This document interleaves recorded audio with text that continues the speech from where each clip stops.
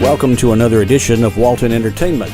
Today we'll have more news, information, and entertainment from your local hometown. Hello everyone, welcome to Bostwick, Georgia. This is the Bostwick John Deere Two-Cylinder Club sponsored parade, and it's here in a beautiful day here in Bostwick, Georgia. The sun's shining, looking good, and we're going to see some beautiful tractors as well as some other implements as they come along. This particular parade is not just of John Deere two-cylinder tractors, but also of some of the competing models, and we'll get to see many of those too, I'm sure. And first off here now, we're going to see the fire trucks that's and some of the other items that's coming through. One is a EMT truck, I believe, emergency management. I'm not sure, but it looks like a repair truck, repair for a different item. But on top there is also a what do you call it? That's a miniature fire truck. Yeah, a miniature fire truck. And you get to see the first John Deere unit. I don't believe it's a two-cylinder, though. It's a later model, 70s, I think, is when that model came along. Pulling a trailer with several people on it, enjoying the parade, sitting on hay, taking a hay ride. That's the always the enjoyable part of a parade.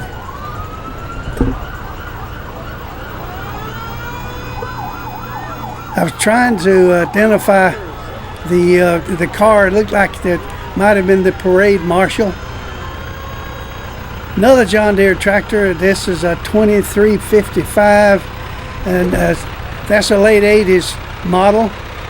Right, pulling a trailer with people sitting on the trailer with cotton all around it, and that's the reason it's called a cotton parade, cotton ginning parade. Conrad, the cotton gin was ginning just before the parade started, and there were a lot of people in line to go through the cotton gin to see it in action. See just how cotton gins work and how it separates the seed. It's a fascinating process. I've viewed it several times. And cotton seed not only they use to plant, but it's also used for several other things too. Cooking oil, as things are like that. Trucks coming through. The first thing, this one, a forestry unit, and most likely it has a John Deere crawler on there.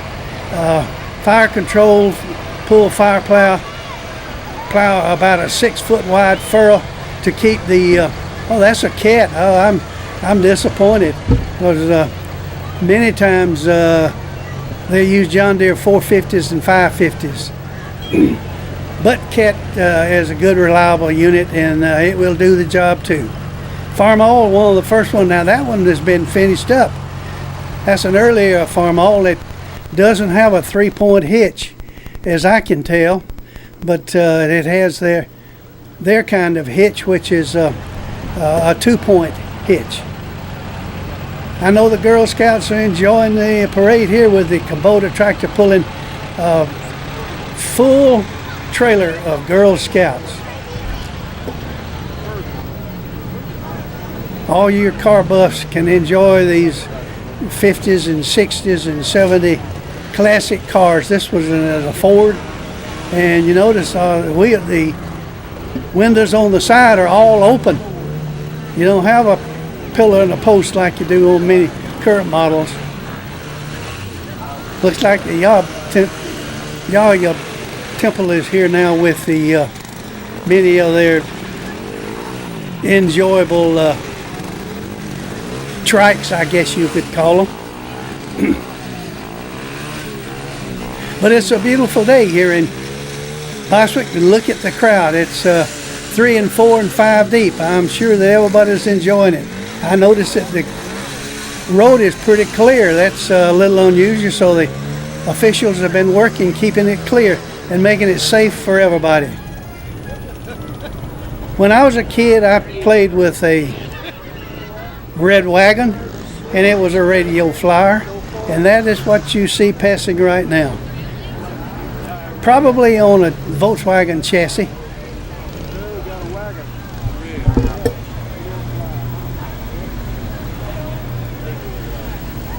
Classic Ford coming through.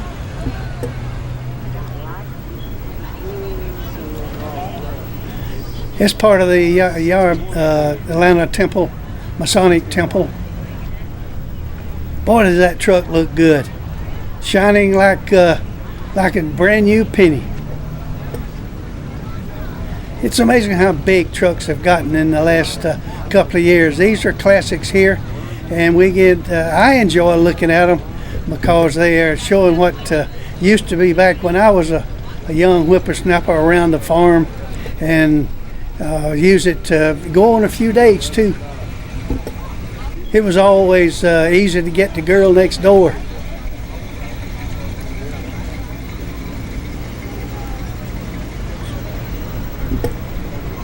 That looks like a Chevy with a different kind of grill that has been installed. It has been rebuilt and shining also.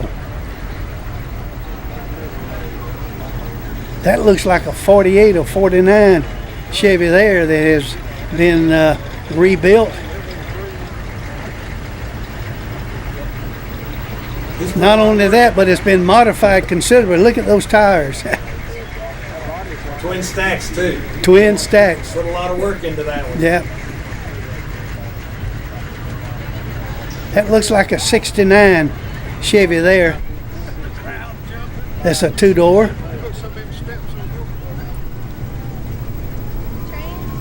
What the engine size on that particular one was it? 396. I think so. At one of the big engines back that would made them powerful cars for that particular model.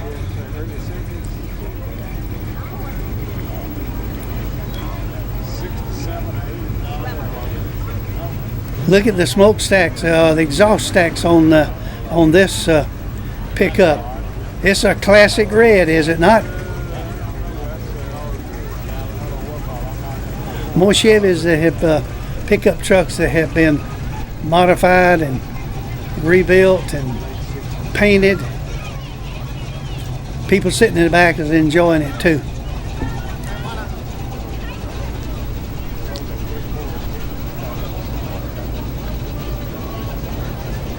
I think that's a cotton picker coming in the back. Yeah, cotton picker's coming right after the pickups here. It's a two-row cotton picker that I have a little connection with the cotton picker. It was one that came to Deer Acres that was in Monroe back in the 50s. It was tested there on the cotton that was at Deer Acres, which was right there in the city limits off Monroe. Quite a bit of land was leased and planted in cotton, and a tractor came there, cotton picker came there to pick cotton and get some hours on it to see how it worked. I was looking at YouTube the other night, and there's a 6-row cotton picker, and not only does it pick the cotton, but it makes it into the bale now. Things have really changed in the last 20 or 30 years in cotton picking. That looks like a G. No, I don't believe it is. I think it's an A because the smokestacks are in line rather than on the side. Those are probably A models.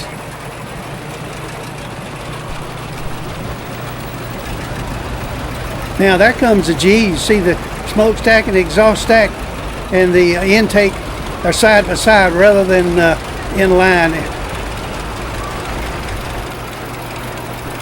And a 20s model D, I think it is. D is in dog.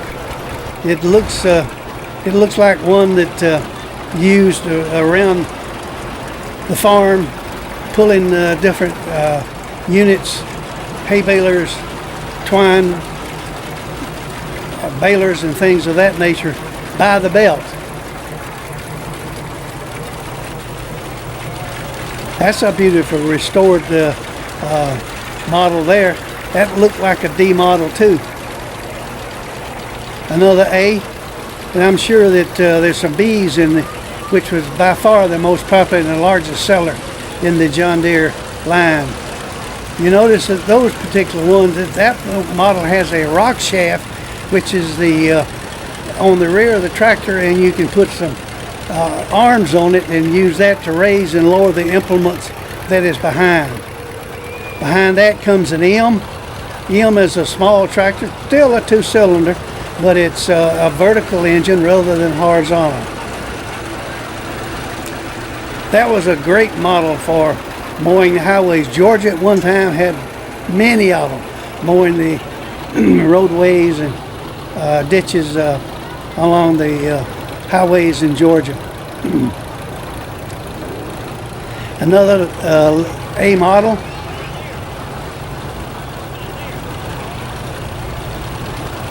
Some of the A models had the later models before they went to the inline, or not the inline, but what I'm trying to think of was the numbered series of the John Deere tractors, which was in the late 50s. Numbered series came along in the early 50s, and it went out. Last numbered series built in 1960. They continued it for a while out of Argentina, but not that much.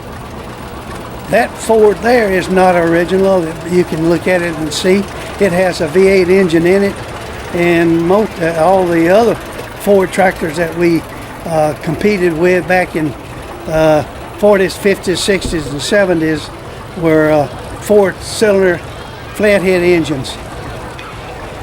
John Deere 730, I do believe, it's a high crop, and not only is it a high crop, but it's LP also. That is a late model, has a 3-point hitch on the back for hooking up implements to it, where you can cultivate, plow, plant, do whatever is necessary. M model farmall. I have a few stories to tell about that one. I had many demonstrations against the farmall M. Won some, lost some, but anyway, it was a delightful experience. Another farmall, and the one behind it is one of the later models, and it was a turbo. They had turbos, chargers, and things of that nature, as well as a turbo on the engine itself. Well, I tell you, the A's are well represented today. That's an A model that's been rebuilt. Ford tractor here was a popular model, especially pulling hay balers, wagons, things of that nature around the farm. One of the first numbered series tractors. This one is a 60, I believe. Could be a 50. Farmall behind it. Now that one is still at work because it hasn't been rebuilt at the particular time. This is the model that still carries a 2-hitch hitch system for the implements that fit on the back. Oliver hasn't been in business for quite some time, but they sold out, I think it was to White back in the 70s, and then produced a White model name of the tractor for several years. Red Belly Ford, that's the old Ford 8N or 9N, real popular for pulling a wagon like you see here.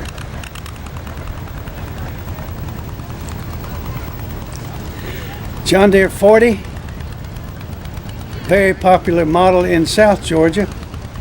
It has a 3-point hitch, one of the first units that come from the new John Deere factory after the war. That was a 1940, I think it was 49 when it was introduced. The M, the MT, and many other models. I even had a little crawler, a little 3-bottom roller crawler for that one.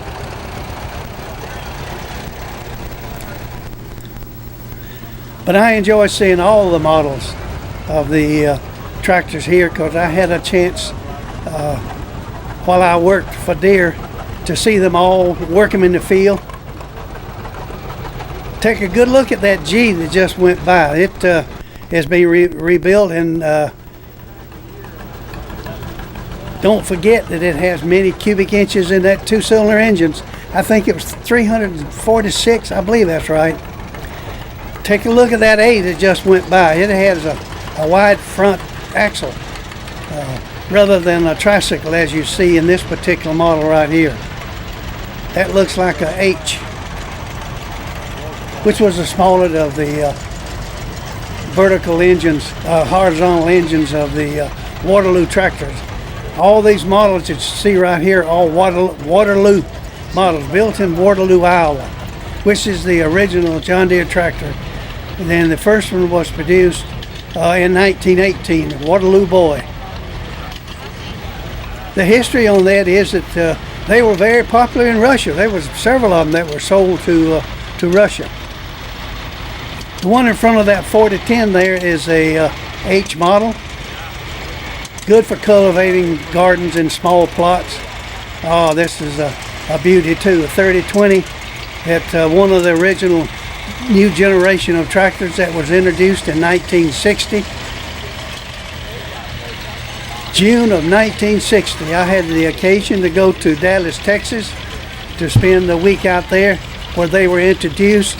Big D-Day in Dallas was people, dealers from all over the world came in there. With over 5,000 dealers and dealer personnel came in to see those tractors introduced. That was a 4010, 3010, 2010, 1010s, and those models. 2010 and 3010 were Dubuque models.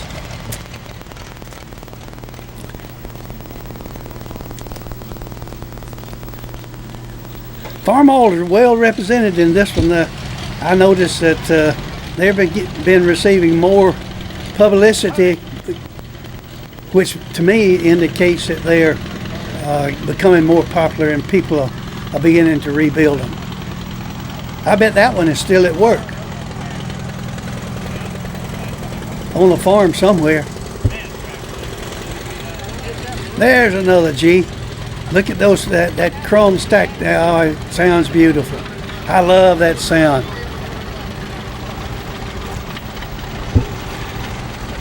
I would have to guess at the year on that one. That's probably around the late 30s, early 40s, along in that area. And the 70 behind it, which was the numbered series, which came along in the early 50s. The 40s, 50s, 60s, and 70s were all replaced in 1955 and 56. This one has a canopy over it. Not only is it a canopy, but it's also a roll guard. If the tractor happens to turn over, it will not collapse and will protect the operator.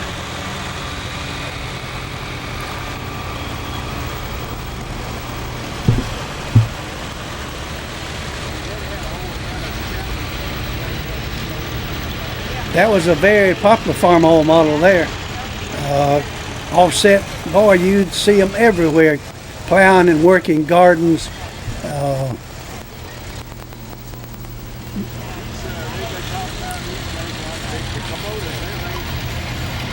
International had all kinds of models. This was one that was used around the farm, pulling wagons. It's a small horsepower. I would just venture to say it's around 30 to 35 horsepower. Most of the John Deere tractors don't have, that you see here, don't have high horsepower. but between that and the transmission and the slow speeds, they had tremendous power. That looks like an MT. No, it's a 40 model. And it's a yellow stripe. So it's a 420. One of the first ones that have the yellow stripe model.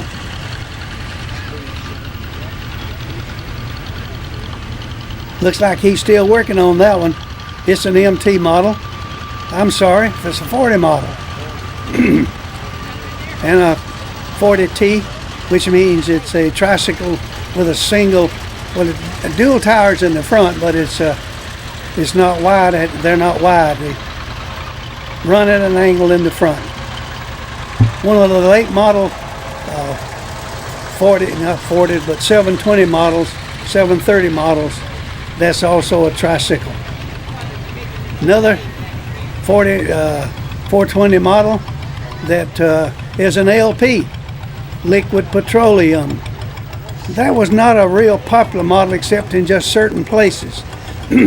I remember while I traveled the Alabama for John Deere, Selma, Alabama was a hotbed of anything that was propane, and many tractors were sold in the area.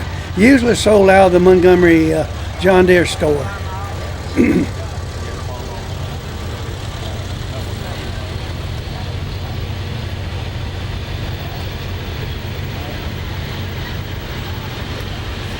Another Farmall, that looked like an A.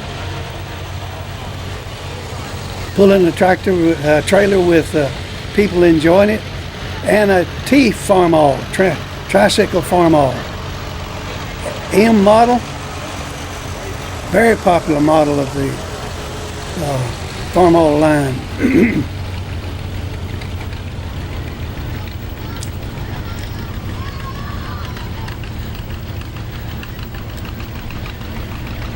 I would almost think that this is a working tractor also around a farm somewhere. It hasn't been rebuilt, but it seems to be running without any problem. Boy, that sound is great. That two-cylinder with the offbeat sound is just something that you can always recognize. Now that's a new one, Farmall High Crop. That's one of the first I've seen of the high crops. Back in the 40s, 50s, 60s, many of these tractors that you see, there's T models today, tricycle models today, that was a Papa model back in those days. Run between the rows of the run between the rows of cotton or corn or whatever you wanted to plow. Corn when it's early, cotton when it's early. Later on they came with wide front axles like this particular one here.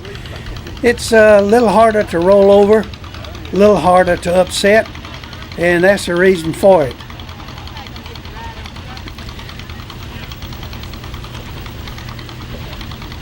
Had to get the baby on that. You give the baby a ride. Hold the parade up a little bit. That was a M tractor, the one that one of the first ones of the vertical engines, built by Dubuque in Dubuque, Iowa. John Deere's first tractor after the World War II. That factory now is virtually all industrial tractors. They build all the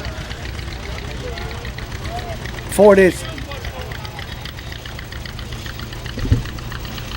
what I think the 450s, 550s, 650s, and the late models, bigger tractors up to about 120 horsepower.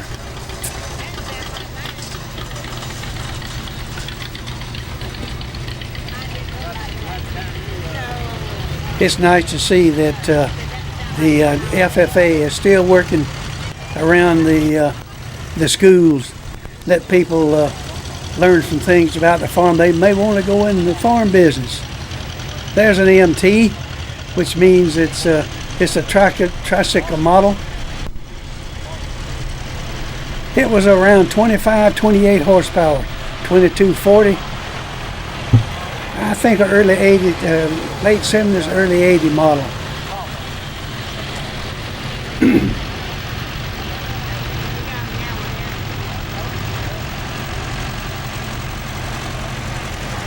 Another 3020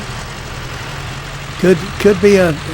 I don't see the model, so I guess they haven't completely rebuilt yet. But it's a It's a 4-cylinder engine anyway, which was in the class with the fourth.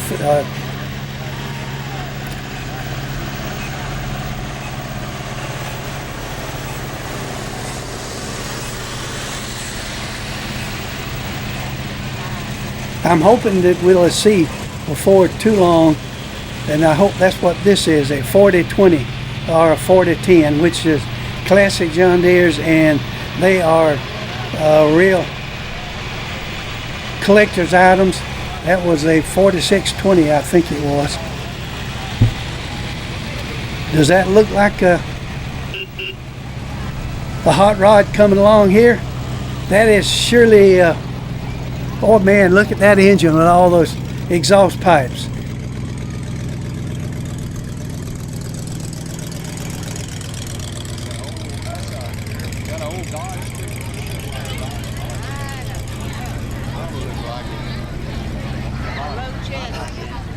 I see another one coming.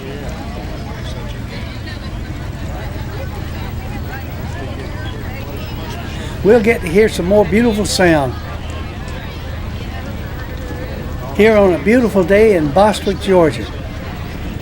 How could we ask for anything better? Temperature's great, sun shining, big crowd, and we get to enjoy a good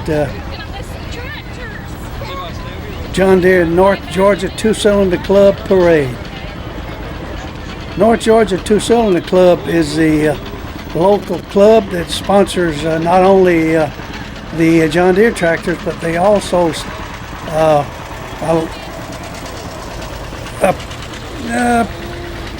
permit, I guess you'd say, the addition of all the competing tractors, so you can see them all without any trouble and see them working. That's the beauty of it. All of them working, moving, running, showing what they can do.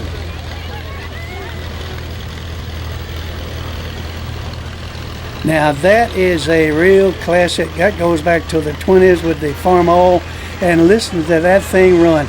It's hitting on all cylinders, is it not? 4-cylinder. I was trying to think of the model of that number. It's FA or FL or FR or something of that nature.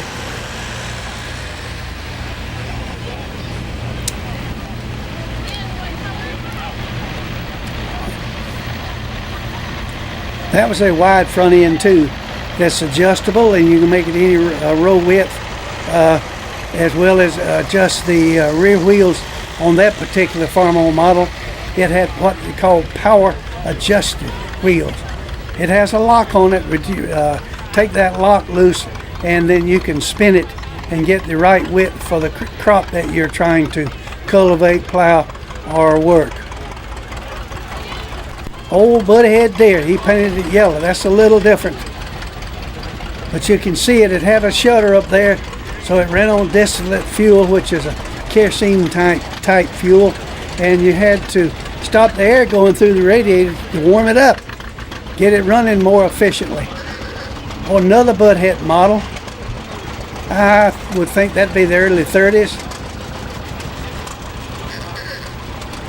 That looked like an R, best I can tell. Boy, that was one of John Deere's first diesels. I had the occasion to work in Albany, which is a hotbed of those type tractors, and I saw one that had over 10,000 hours on it, and had never been worked on as far as repair of the engine or rebuild of the engine is concerned. Another one, just a later model of the R series. I think it was an 820.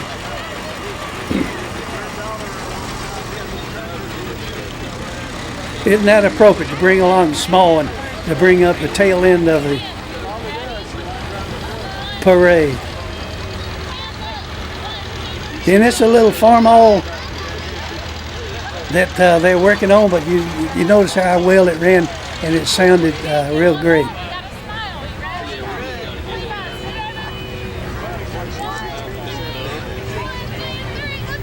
Looks like the parade has had another little gap in it, but here comes another one. It's a Farmall, I believe.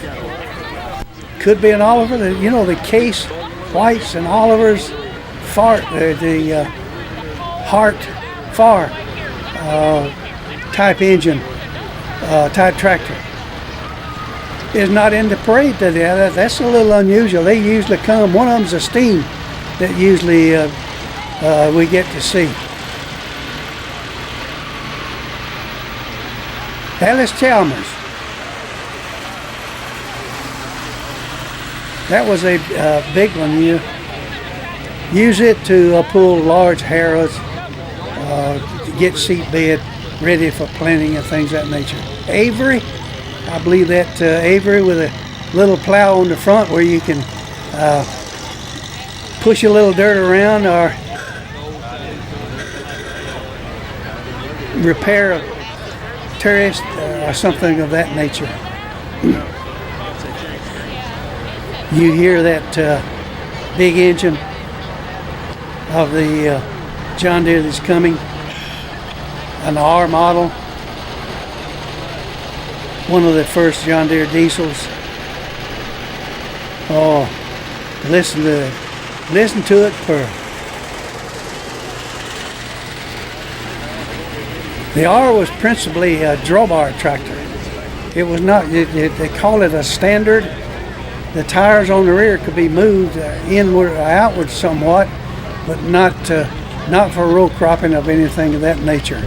Strictly a drawbar, pull large harrows, cutting harrows, smoothing harrows, things of that nature.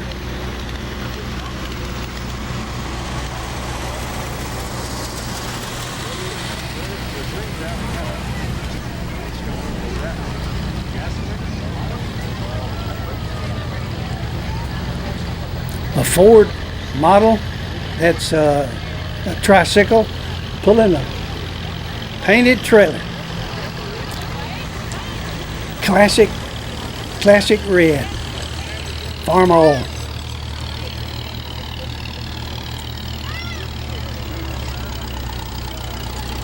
I recognize that green. That's a later model John Deere. Pulling a trailer with people that's enjoying themselves on this nice, warm, sunshiny day.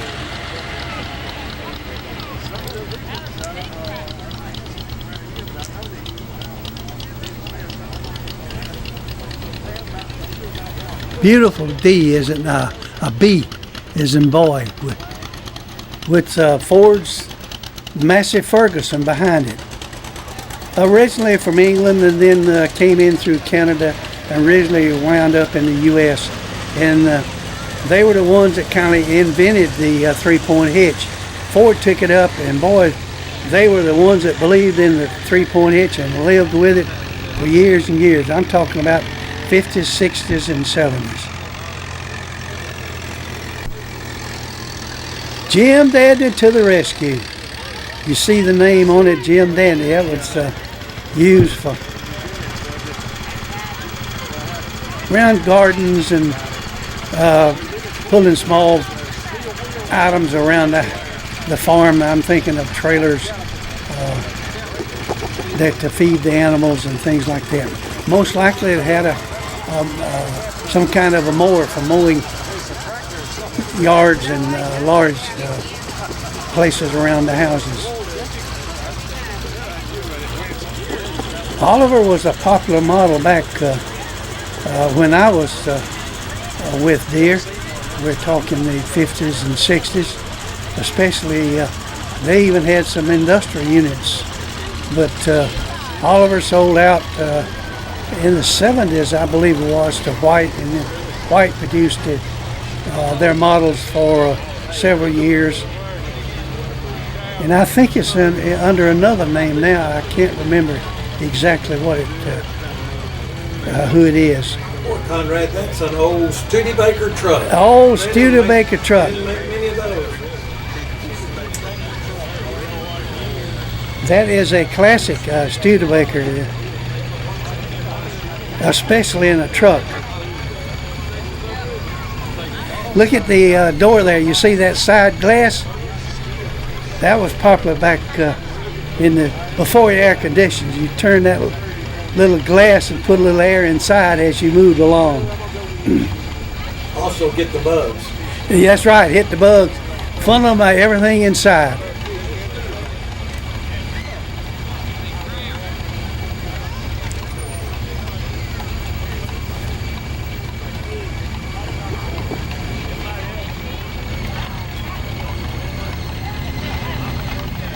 Catfish farm. They've done a good job rebuilding that farm all. Another Oliver with chrome stacks. It was a 6-cylinder engine. I would just guess the horsepower would be around 40. That would just be my guess. Oliver 66, which is a popular model. Little, probably a 6-cylinder engine also.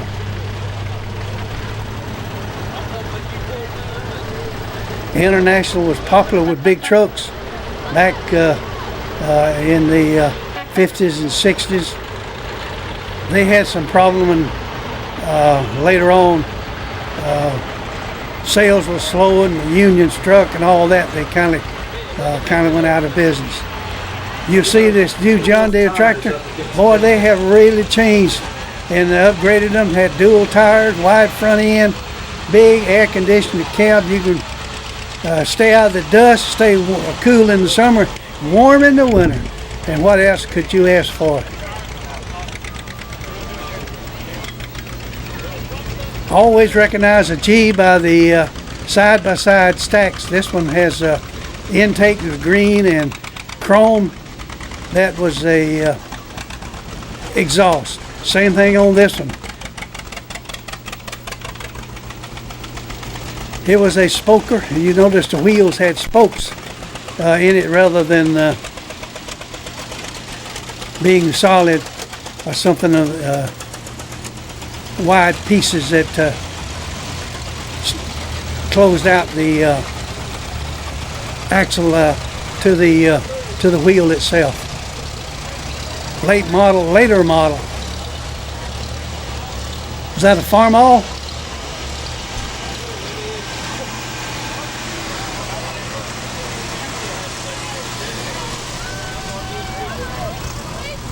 That was a little different trailer too, noticing that it hooked up kind of close to the unit itself.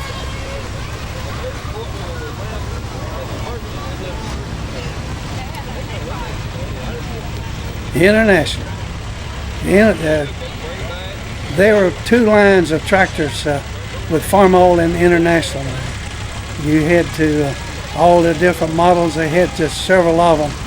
Just about every horsepower you could think of was available.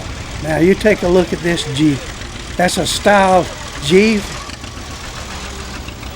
painted intake and chrome exhaust. You only see the exhaust on this particular one. That's a 50 model, which was the smallest of the numbered series. 50s, 60s, 70s, and the 80s were all the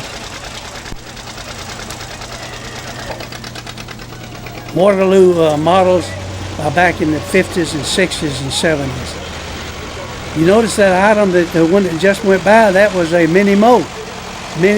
Minneapolis Moline, and had a single front tire. Those were popular for close row farming.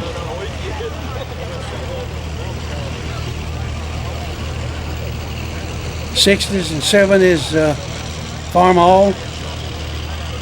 You notice 1, 2, and all of them behind them. You notice the rollover canopies on them. All of them look the same, hooked up to the frame of the tractor. Turbo model, and they probably upped the horsepower a little bit and put duals on it so that they could pull a bigger harrow, bigger plow, and a larger, wider smoothing harrows. Those models, I think, came with 3-point hitches, which meant that any category 2 3-point hitch, they could pick up and move as well as competition could do the same thing. 3-point hits came universal in the 50s.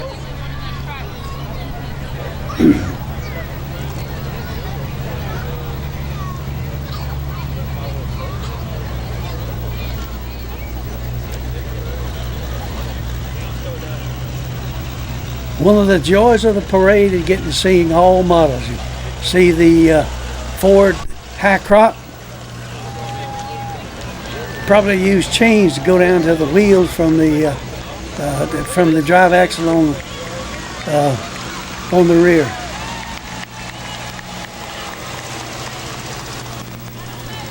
I believe we'll get to see a case after all. Done a pretty good job restoring that one and making it beautiful paint job. Enjoy it.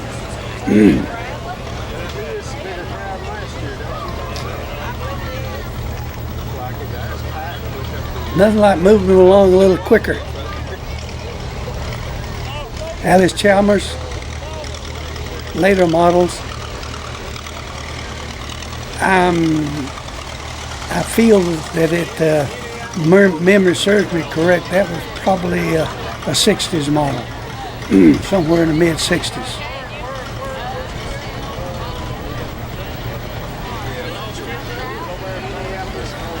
Here comes another John Deere. Listen to that sound. So you can enjoy that beat as it goes by with a beautiful paint job and chrome exhaust stacks. Looking at the grill, I'm trying to identify this particular one. I would guess it was a case. We'll see when it gets here.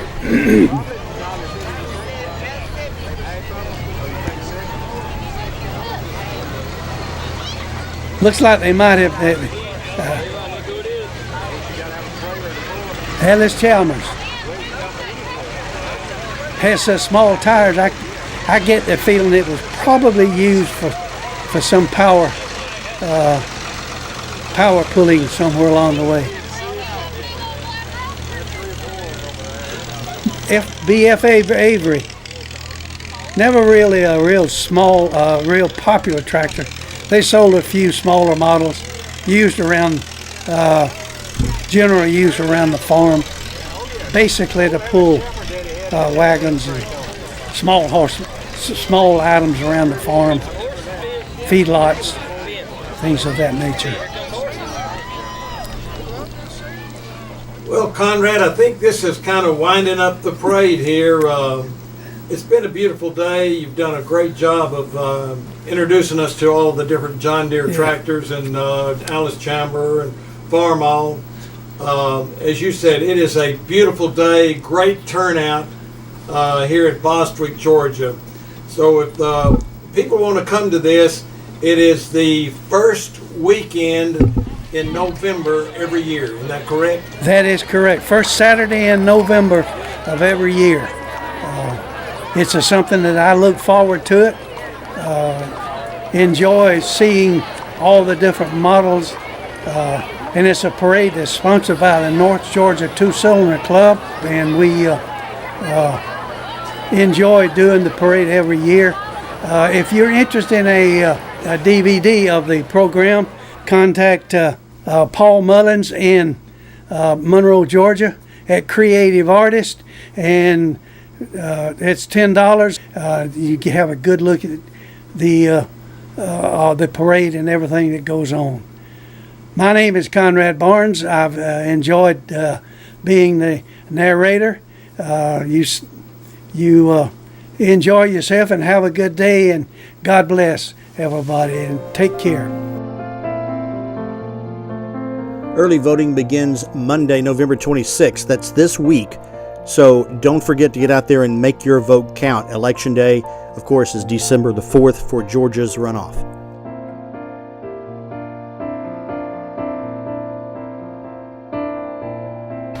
Hey there, it's hard to believe that we're approaching that holiday season. You know, a lot of times those kids want to get a new pet for Christmas.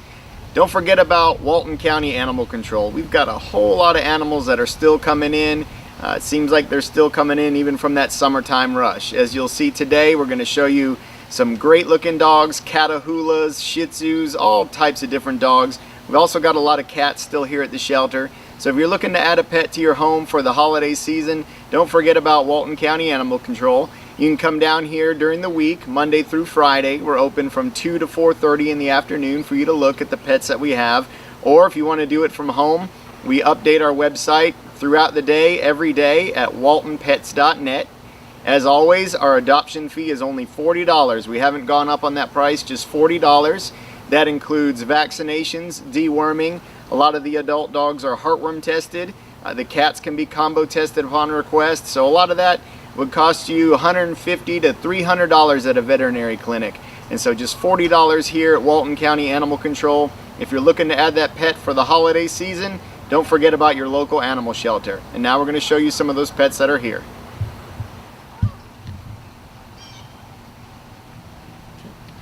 We have a 2-month-old female domestic short hair, little baby kitten. She's really needing a home for Christmas and for the rest of her life.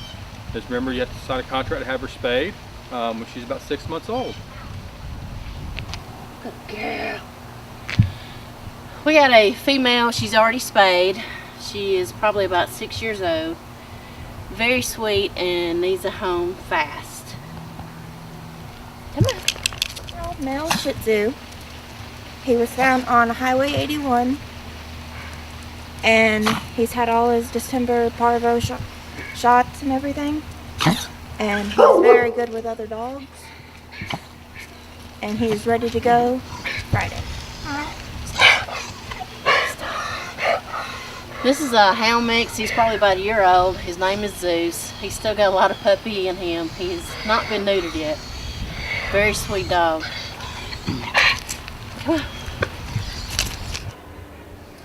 Good afternoon. My name is Shane Short. I'm the Executive Director of the Development Authority in Walton County, located here in Monroe, Georgia. This is an exciting time for those of us in Walton County as we're experiencing a tremendous amount of growth in our community. Just recently, this past year, we saw the state's largest announcement ever in this state, an investment of one company being $42 billion in the Facebook announcement. In addition to that, we have one of the state's other largest investments ever, which is Shire, which was Baxter at the time. That is a $1.6 billion investment in our community. And those are just two of the many projects that we have of companies looking to invest in Walton County. And we're excited about what's happening here and what's going to happen. We are well positioned for growth. I think our leadership has done an outstanding job in preparing for this new growth. Our infrastructure is strong. Our location to Atlanta and Hartsville, Jackson, and the ports on the coast couldn't be even any better. It just makes a great fit for a lot of industry looking to locate here in Walton County. Hey, I'm Isaac over at Reboot, giving you the Reboot Tech Tip this week. We're going to talk a little bit about Wi-Fi. Wi-Fi has become so big, really it's just become the norm. Everywhere you go, you want Wi-Fi, you know, restaurants, all that stuff. You know, your cell phones have built-in cellular, but they can also do Wi-Fi, so you can pretty much have internet anywhere you go. But what I'm going to talk about today is Wi-Fi like at your home or your business, just, you know, inside the walls. So, you know, to have Wi-Fi, you have to have what's called a Wi-Fi router or wireless router. You know, different routers, they say, can kind of do different, more space in your house, can go further in your house, stuff like that. A little bit of that is true. Most of it's actually false. So it really depends on how your house is built, like what's inside your walls, what the outside of the house is made of, or your business, what the outside of your business is made of, what kind of walls, all that stuff. So Wi-Fi has a really hard time traveling through brick, concrete, mortar, plaster, if you have an old house and it still has plaster in it, and then also metal. So all of those things, it doesn't matter if you have the strongest wireless router that they make in the world. It's not going to go through those walls any better than the router that has the weakest wireless signal. So you got to keep that in mind. The other thing too is, even if you have just regular, like a stick house, you know, with wooden studs and sheetrock, or wooden walls, stuff like that, or vinyl siding, all that, Wi-Fi, it can only go through a certain amount of walls. You know, it's not magic. So the signal, the more walls it has to go through, the quicker the signal drops. The other thing too to think about with Wi-Fi is, you can be, let's say, connected in one room of your house on the Wi-Fi, and you might have 1 bar or 2 bars. Even if you're down to 1 bar, a lot of times it's not going to work. Even though it says you're connected, you may be connected, but you're not really getting any signal through. It's just too far away.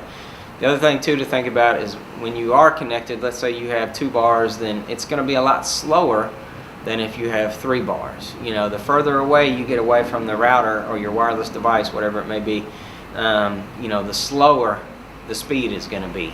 That's just how it works, because I think how it works is it can't connect with the signal enough, you know, stay connected to actually give you a good speed. You know, wireless signals run in a wave like a lot of signals do. So when you're at the bottom of the wave, it's the weakest. When it's at the top of the wave, it's the strongest. So you might have good signal for, you know, a couple seconds, and then it'll drop and your speed will drop. Now devices have error correcting systems and all that stuff, so it'll kind of, you know, your device kind of stays at an even path, but it kind of takes the average of the wave, and then that's what it connects you at. So there's some things you can do, you know, if you're at the other side of your house and you just don't have enough wireless signal. The best thing is always what's called a wireless access point. And what that is you actually run a cable from your wireless router, or if you have a business, you know, from your network switch or whatever it may be. You run a cable from there to wherever you want your Wi-Fi from. So you would have to be in your basement. You could run a cable along the bottom of your basement, and then come up through the floor and put what's called this wireless access point. And what it does is it just it takes the internet, you know, it goes through the cable, and then this access point, it redistributes the Wi-Fi wherever that access point is. That's the best way to do it, most reliable. You know, it's almost like having a second router inside your house. The second way to do it is what's called a wireless booster, or a repeater, or an extender. It's all those names. And what it does, so if you have your router here, and then let's say 3 rooms over, you put what's called a repeater, then what it does is the wireless signal that the router is sending out, the repeater goes up and grabs it, brings it in, and then redistributes it on that side of the house. You know, those things are a little glitchy still, even to this day. What happens is the wireless signal changes channels and all that, and they got to keep up with each other, and so sometimes you have signal, sometimes you don't.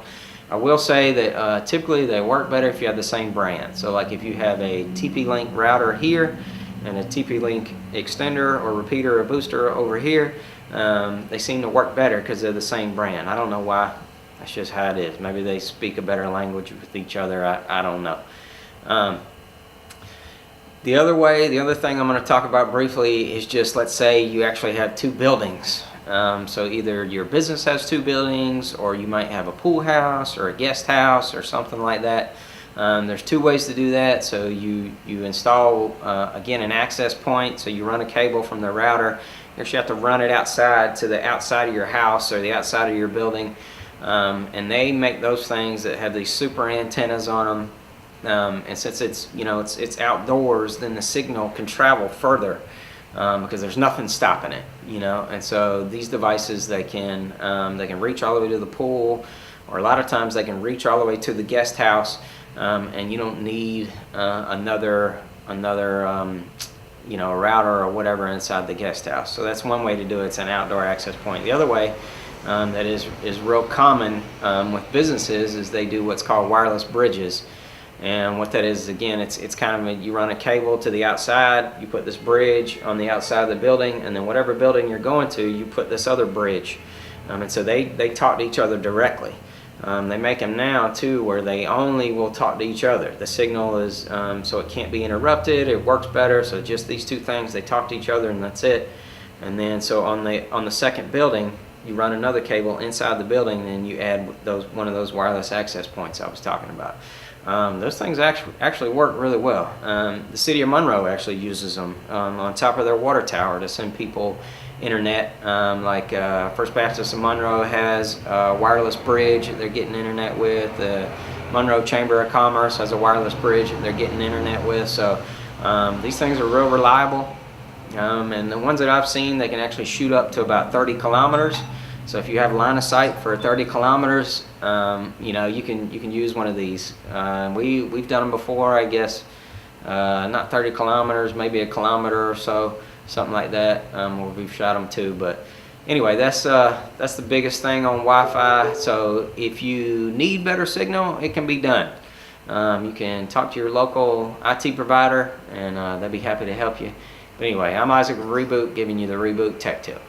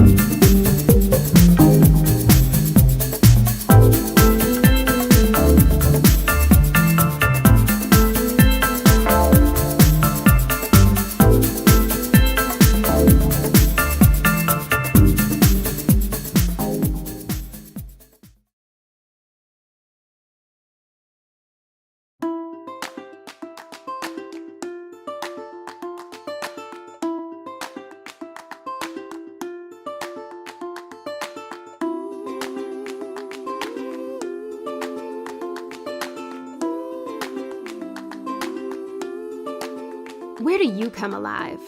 A stadium, lecture hall, a music hall, church potluck? This year, you have a new spot, walkgeorgia.org, a free website that provides you with all the resources needed to get your heart rate up and body out in your community. Sign up and receive individual or group fitness tracking, fitness demos by certified trainers, recipes, and a guide to resources in your Georgia County, all in one easy-to-use site. When you move more, you live more. walkgeorgia.org.